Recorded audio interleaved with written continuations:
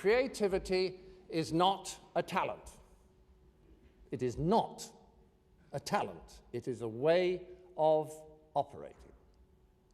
When I say a way of operating, what I mean is this: creativity is not an ability that you either have or do not have. It is, for example, and this may surprise you, absolutely unrelated to IQ, provided you're intelligent above a certain minimal level, that is. But McKinnon showed in investigating scientists, architects, engineers, and writers that those regarded by their peers as most creative were in no way whatsoever different in IQ from their less creative colleagues.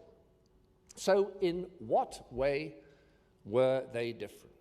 Well, McKinnon showed that the most creative had simply acquired a facility for getting themselves into a particular mood, a way of operating, which allowed their natural creativity to function. In fact, McKinnon described this particular facility as an ability to play. Indeed, he described the most creative, when in this mood, as being childlike. For they were able to play with ideas, to explore them, not for any immediate practical purpose, but just for enjoyment. So, combining the first two factors, we create an oasis of quiet for ourselves by setting boundaries of space and of time. Now, creativity can happen,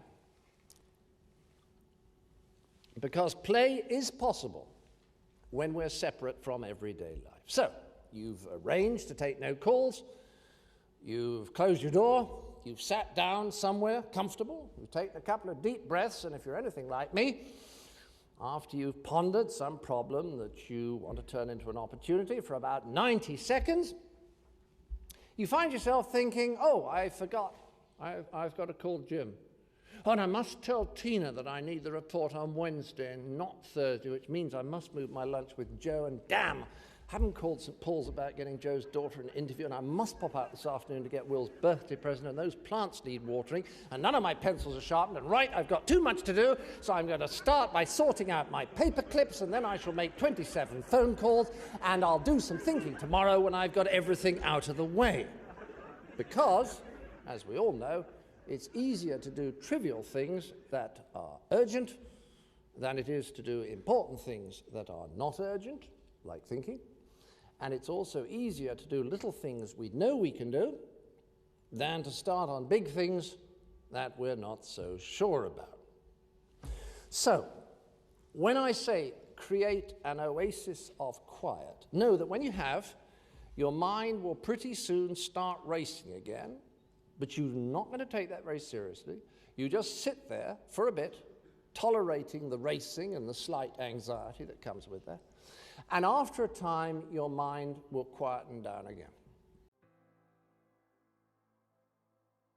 I mean, I simply say that we forgot how to get bored. And boredom, creativity are sort of hand in hand. And oftentimes, when we are bored, our default move is to grab this, and we entertain ourselves. Which is kind of weird for me to say at Google, sorry. But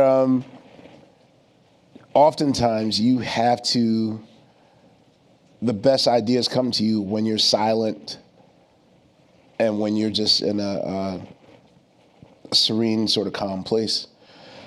And I don't know if we do that in this day and age. And as a result, I feel like a lot of the ideas that are sort of out there in the world of entertainment are disposable.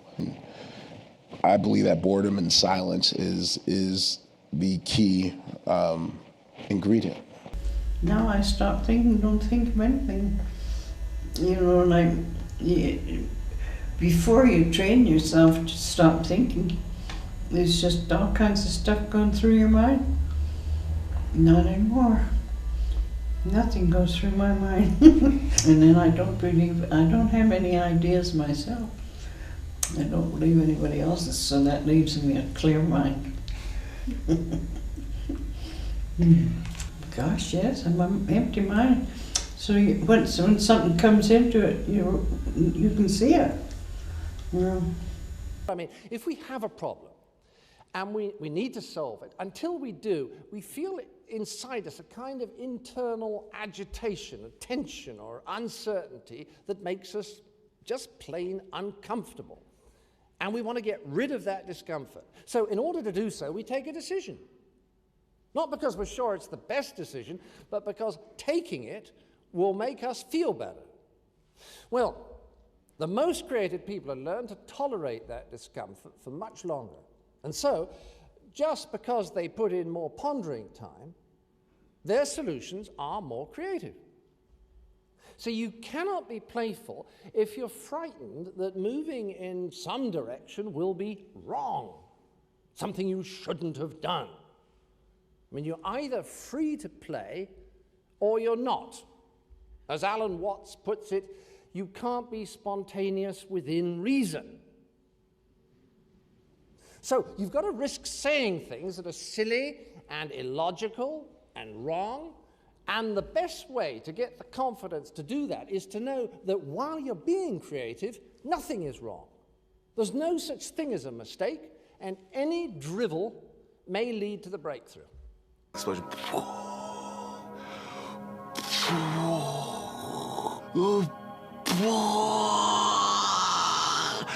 So, to summarize, if you really don't know how to start, or if you've got stuck, start generating random connections and allow your intuition to tell you if one might lead somewhere interesting. Well, it's a little bit like a leaf or it's not a bowl. Once you find new territory, you got to mark it and you got to stick by it. Not be passive aggressive and, oh, okay, I'll go back to what. Like, once you do it, you got to own it. So